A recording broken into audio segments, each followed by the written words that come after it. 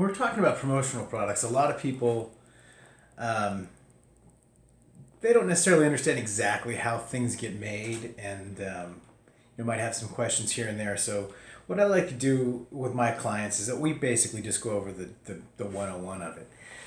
You can imprint an item, depending on what the item is, many different ways. But for the most part, there is screen printing or printing of an item, which is, whether it's taking colors and applying them to a surface through a screen or otherwise like that.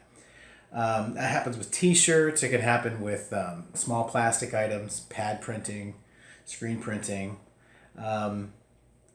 Those are the kinds of things that actually apply inks directly to the product or the medium.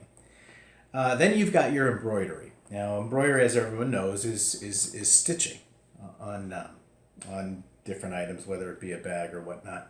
But what a lot of people don't know about embroidery is the different phases involved in getting there. So essentially, embroidery happens by having a machine that looks at a little computer program that tells it where to put the stitches.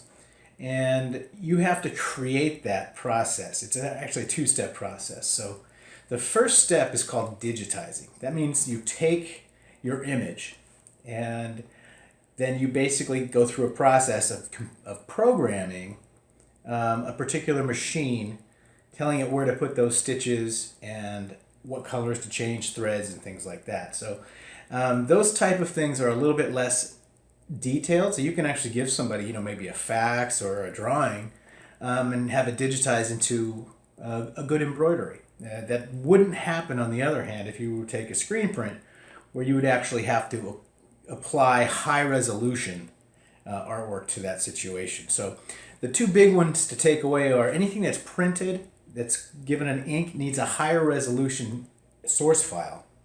And if you go into an embroidery or a stitching process, you can use a lower resolution file.